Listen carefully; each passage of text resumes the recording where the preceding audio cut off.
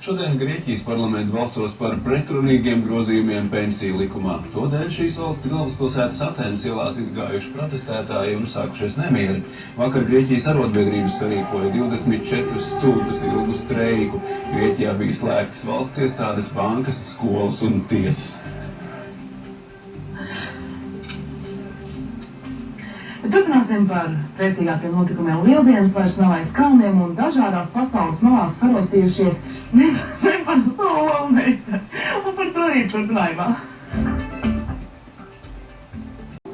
Mēs to olu varētu veltīt mūsu skaņrežisoram Jurģim dzimšanas dienā šodien. Jā, Jurģi! Visus 30 kg. Šokolādes lielo skaisto olu. Jurģi daudz laimes, bet jau studijā ieradies Māris un gatavs pastāstīt par gaidāmo laiku.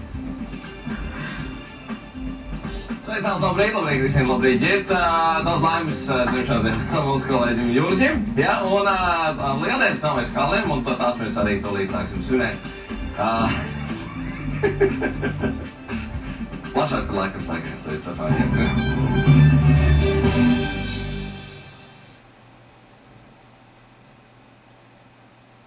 Šodien visā Latvijā plūdīs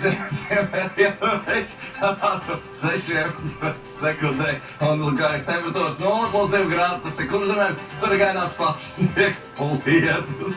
Savukārt vidū un Latgales pusē tur gaisa temperatūra pazemināsies pat līdz +2 grādiem Rojienā, savukārt -3 grādiem. Tas būs Salūksnes pusē. Latgalē 0,1 grāds, savukārt centrālajos rajonos tā nevar strādāt, klausieties. Tā. Lieldienas ir iestājušās, un mēs gribētu novēlēt visiem, lai jums izdodas, un rīt no rīta mēs vairs ēterā nebūsim. Tiksimies ar jums jaunu. Tas mums labākais draugs. Viss labi, priecīgs lieldienas. Par to laiku, laikam tā, ka dienā virs 0, naktī zem 0. Tā varētu rezumēt Māra uzstāšanos. Apmēram.